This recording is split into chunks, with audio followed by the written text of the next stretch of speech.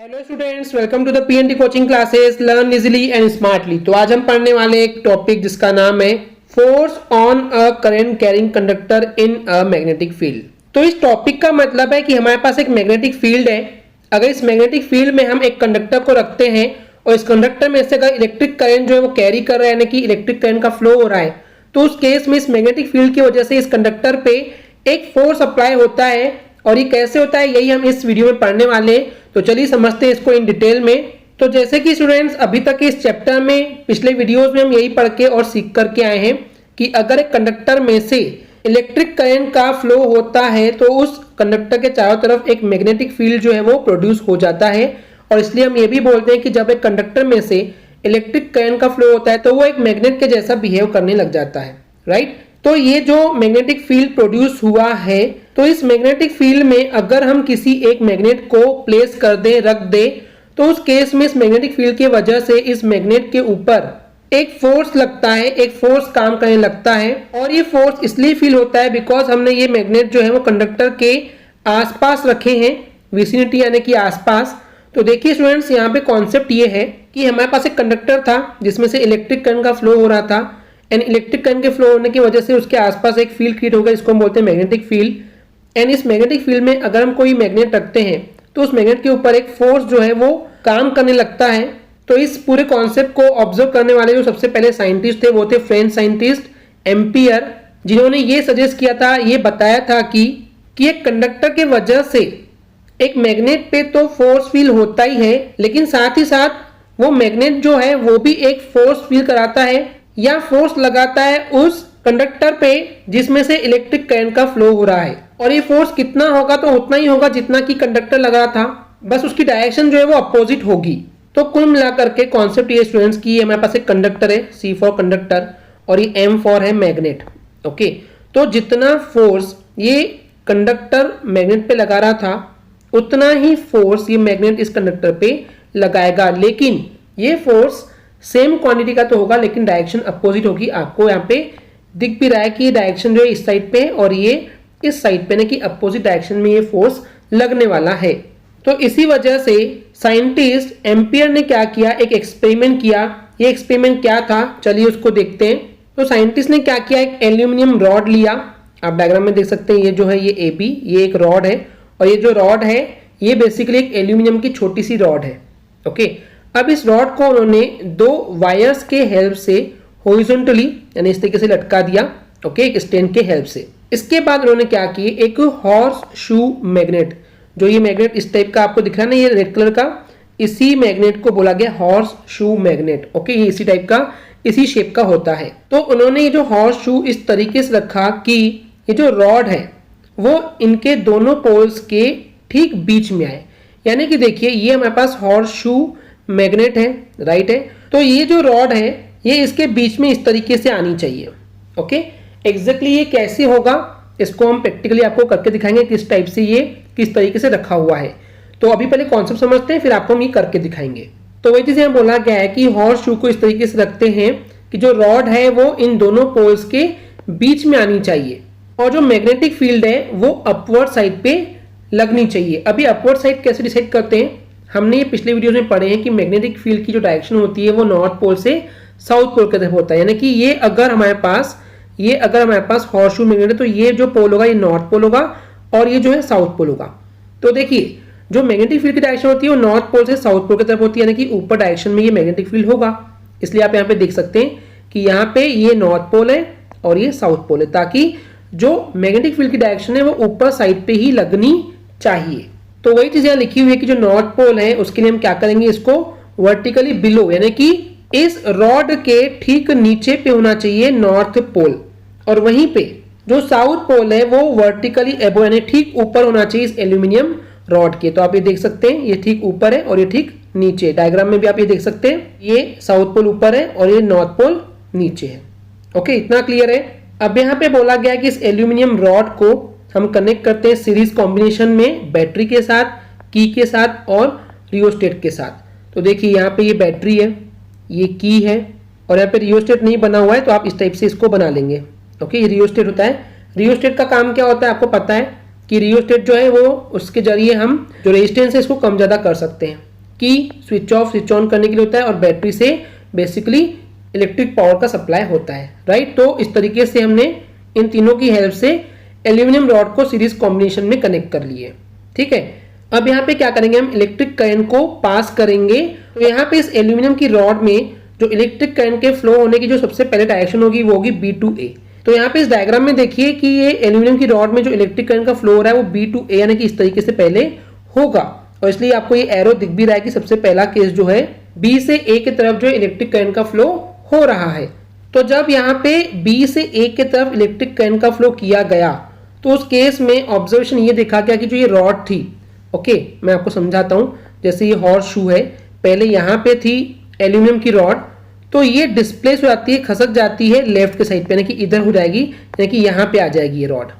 Clear है। तो हमने ये देखे कि जब इलेक्ट्रिक करंट का फ्लो B से A की तरफ होता है तो जो रॉड थी वो लेफ्ट साइड पे खसक जाती है, मूव कर जाती है, डिस्प्लेस कर जाती है। उसके बाद साइंटिस्ट ने एक और एक्सपेरिमेंट किया कि जो डायरेक्शन थी इलेक्ट्रिक करंट के फ्लो होने की, इसको रिवर्स कर दिया। रिवर्स करने का मतलब ये था कि अब A से B की तरफ इलेक्ट्रिक करंट का फ्लो होने लगेगा। उसके लिए इन्होंने बैटरी के एंड जो है वो चेंज कर दिए। तो उस केस में इन्होंने वापस एक ऑब्जर्वेशन किया, इन्होंने देखा कि अब जो रॉड है वो डिस्प्लेस हो रही है राइट साइड पे, यानी कि अभी जो रॉड थी राइट साइड पे मूव होने लगी। तो ये एग्जैक्टली कैसा हो रहा है मैं आपको करके दिखाऊंगा अभी। तो यहाँ पे इन दो एक्सपेरिमेंट से कंक्लूजन ये निकलता है कि यहाँ पे जो रॉड है, जो ये एल्यूमिनियम की रॉड है, ये डिस्प्लेस होती है, खसक जाती है, बिकॉज यहाँ पे एक फोर्स जो है वो लग रहा है, एक्सर्ट हो रहा है इस एल्यूमिनियम की रॉड पे। और ये जो एल्यूमिनियम रॉड है जिसमें से इलेक्ट्रिक करंट का सप्लाई हो रहा है, ये इसलिए एक फोर्स फील करती है बिकॉज इसको एक मैग्नेटिक फील्ड में रखा गया है। ये मैग्नेटिक फील्ड कहाँ से आया, ये जो हॉर्स शू है ना, यही मैग्नेटिक फील्ड दे रहा है, और ये इसकी डायरेक्शन थी नॉर्थ से लेकर के साउथ की तरफ। तो अब एक क्वेश्चन आ रहा होगा स्टूडेंट्स आपके माइंड में कि यहाँ पे किस तरीके से पहले बार में लेफ्ट टू राइट मूव हुई थी रॉड और सेकंड टाइम पे लेफ्ट टू राइट मूव हुई थी। तो ऐसा क्यों हुआ था, किस डायरेक्शन में ये फोर्स काम कर रहा है, इसको भी हम समझेंगे। तो उसके पहले ये समझिए कि ये जो एल्यूमिनियम की रॉड थी वो इसलिए मूव हुई है क्योंकि इसके ऊपर एक फोर्स लग रहा है इस मैग्नेटिक फील्ड की वजह से। इसके अलावा साइंटिस्ट ने एक और चीज ऑब्जर्व करी कि जो डिस्प्लेसमेंट हो रहा था, जो ये रॉड खसक रही थी अपने जगह से, वो सबसे ज्यादा तब खसकी थी जब इलेक्ट्रिक करंट की फ्लो होने की जो डायरेक्शन थी वो मैग्नेटिक फील्ड की डायरेक्शन के परपेंडिकुलर थी, यानी कि राइट एंगल यानी कि 90 डिग्री पे थी। तो इस चीज को समझिए, मान लेते हैं मैग्नेटिक फील्ड की डायरेक्शन अगर इस तरीके से डाउन से ऊपर की तरफ थी और इलेक्ट्रिक करंट के फ्लो होने की डायरेक्शन अगर लेफ्ट टू राइट थी, तो उनके बीच में यहाँ पे 90 डिग्री बन रहा है। तो इस केस में जो डिस्प्लेसमेंट था रॉड का वो सबसे ज्यादा था। तो इससे कंक्लूजन ये निकलता है अगर मैग्नेटिक फील्ड की डायरेक्शन और इलेक्ट्रिक करंट के फ्लो होने की जो डायरेक्शन है अगर वो एक दूसरे के परपेंडिकुलर होगा तो उस कंडीशन में जो फोर्स है वो सबसे ज्यादा लगता है।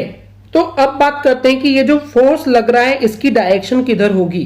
तो अगर इस फोर्स की डायरेक्शन को हमको आइडेंटिफाई करना है, पता करना है, तो उसके लिए एक नया कॉन्सेप्ट आता है, फ्लेमिंग्स लेफ्ट हैंड रूल।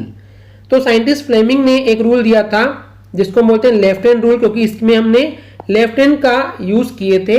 तो फ्लेमिंग्स लेफ्ट हैंड रूल को यूज करके हम इसकी डायरेक्शन को आइडेंटिफाई कर सकते हैं। अभी कैसे करते हैं चलिए उसको भी समझते हैं। तो बेसिकली स्टूडेंट्स, अगर हमारे पास एक कंडक्टर है जिसमें से इलेक्ट्रिक करंट का फ्लो हो रहा है, तो उस कंडीशन में ये कंडक्टर जो है वो अपने आसपास एक मैग्नेटिक फील्ड को प्रोड्यूस करता है, बना देता है। और अगर इस मैग्नेटिक फील्ड में हम किसी एक मैग्नेट को रख देते हैं तो उस केस में इस मैग्नेट के ऊपर एक फोर्स लगने लग जाता है, यानी कि उसके ऊपर एक फोर्स काम करने लगता है। तो इसी फोर्स की डायरेक्शन को अगर हमको पता करना है तो उसी के लिए ये फ्लेमिंग्स लेफ्ट हैंड रूल जो है वो हम यहाँ पे पढ़ने जा रहे हैं। तो फ्लेमिंग्स के लेफ्ट हैंड रूल को समझने के लिए पहले हम यहाँ पे कंसीडर करते हैं, मानते हैं कि यहाँ पे जो इलेक्ट्रिक करंट के फ्लो होने की जो डायरेक्शन है वो परपेंडिकुलर है मैग्नेटिक फील्ड के डायरेक्शन के। यानी कि देखिए, मान लेते हैं मैग्नेटिक फील्ड अगर इस तरीके से वाई एक्सिस के अलोंग काम कर रही है, तो हमें मानना है कि एक्स एक्सिस के अलोंग क्या काम करेगा, इलेक्ट्रिक करंट के फ्लो होने की डायरेक्शन होगी, तब जाकर के ये परपेंडिकुलर होंगे, यानी कि इनके बीच में जो एंगल होगा वो 90 डिग्री का होगा।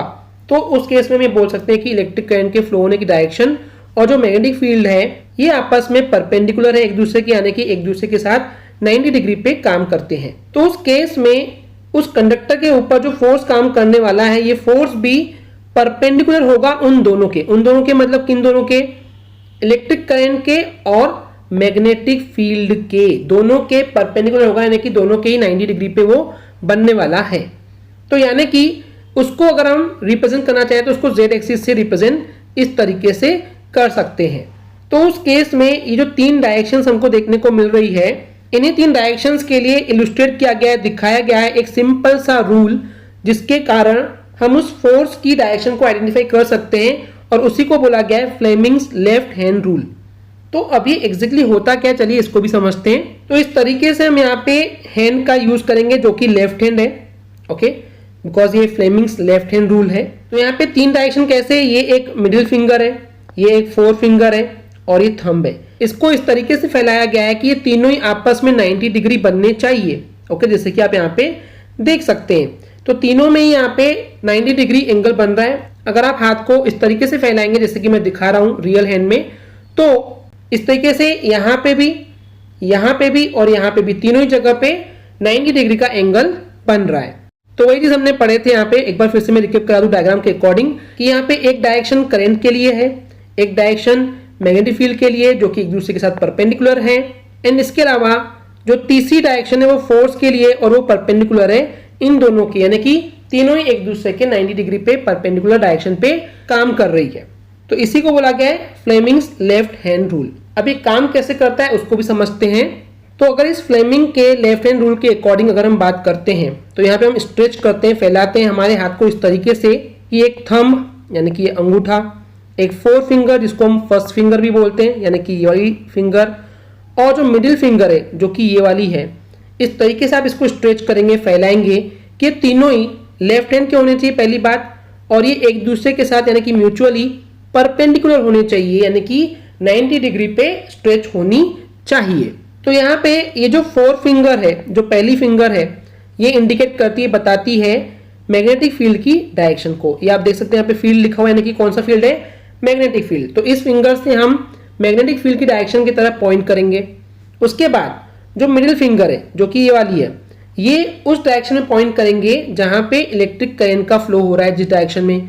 तो आप देख सकते हैं यहाँ पे करंट लिखा हुआ है कि इलेक्ट्रिक करंट की बात कर रहे हैं। तो मिडिल फिंगर क्या बताती है, ये इंडिकेट करती है करंट की डायरेक्शन को। तो उस केस में जो हमारा थंब है वो बाय डिफॉल्ट किधर पॉइंट करेगा, वो पॉइंट करेगा फोर्स की डायरेक्शन में, और क्योंकि जहां पे फोर्स लग रहा है उधर क्या होगा, उधर होगा मोशन। तो उस केस में मोशन थंब के डायरेक्शन में मूव करता है, जो हमने अभी देखे थे लेफ्ट डायरेक्शन में कभी मूव करता है, कभी राइट डायरेक्शन में करता है। तो ये कैसे करता है, चलिए इसको समझते हैं। तो जैसे कि स्टूडेंट्स अभी हमने देखा था कि पहले केस में क्या हो रहा था कि जब इलेक्ट्रिक करंट का फ्लो इस बी से ए की तरफ था, इधर था इट मींस, तो उस केस में क्या हुआ था कि ये जो रॉड थी वो लेफ्ट साइड पे सरक गई थी। अभी कैसे भी, चलिए मैं आपको प्रैक्टिकली दिखाता हूं। तो आप ये देख सकते हैं यहाँ पे ये क्या है, मान लेते हैं हॉर्स शू है, I mean horse shoe magnet है, और यहाँ पे ये एक एल्यूमिनियम की रॉड है और इलेक्ट्रिक करंट के फ्लो की डायरेक्शन इधर से इधर हो रही है, यानी कि बी से ए की तरफ हो रही है। तो उस केस में क्या हुआ था, जैसे ही इलेक्ट्रिक करंट का सप्लाई किया गया तो उस केस में ये जो एल्यूमिनियम की रॉड है ये लेफ्ट साइड पे सरक जाती है। क्यों, क्योंकि ये क्या काम कर रहा है यहाँ पे, फ्लेमिंग का लेफ्ट हैंड रूल। अभी कैसे मैं समझाता हूँ। देखिए नीचे से ऊपर की तरफ क्या है, हमारा मैग्नेटिक फील्ड काम कर रहा है। तो मैग्नेटिक फील्ड यानी कि फोर फिंगर राइट, तो डाउन टू अपवर्ड साइड, नीचे से ऊपर की तरफ होगा। उसके बाद इलेक्ट्रिक करंट के फ्लो की डायरेक्शन किधर थी, बी से ए की तरफ, यानी कि आप जो मोबाइल देख रहे हैं उसमें स्क्रीन में डाउन से अप के साइड। तो उस केस में देखिए ये जो मिडिल फिंगर है ये आपको इलेक्ट्रिक करंट फ्लो दिखा रहा है, तो नीचे से ऊपर की तरफ आ रहा है, सेम डायरेक्शन हो गया, करंट की डायरेक्शन में हो गया। तो अंगूठा किधर दिख रहा है आपको, थंब किधर दिख रहा है, लेफ्ट साइड पे।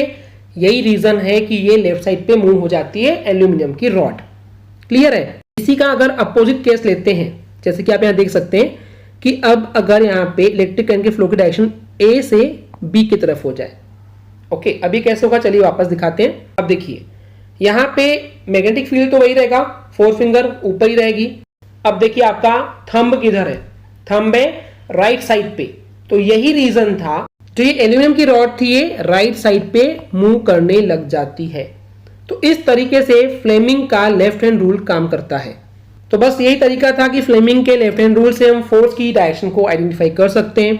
अगर इसको याद करने का भी एक तरीका चाहिए तो इसका शॉर्टकट है फादर मदर चाइल्ड। एफ यानी होता है फोर्स, एम यानी होता है मैग्नेटिक फील्ड, और सी यानी होता है करंट। तो इस तरीके से याद रख सकते हैं। और सबसे इंपॉर्टेंट चीज जो आपको भूलना नहीं है कि मैग्नेटिक फील्ड और फोर्स के बीच में 90 डिग्री का एंगल बनता है। फोर्स और इलेक्ट्रिक करंट के बीच में भी 90 डिग्री का एंगल होता है। हालांकि यहाँ दिख नहीं रहा है बिकॉज हम 3 डायमेंशन में इसको शो नहीं कर पा रहे हैं। अभी हमने हैंड में दिखाए थे, पर क्योंकि ये स्क्रीन जो है वो 2 डायमेंशनल है, 2 डायमेंशनल में 3D को रिप्रेजेंट करना थोड़ा मुश्किल होता है, पर हमने अभी आपको बाय हैंड करके दिखाए थे तो समझ में आ गया होगा।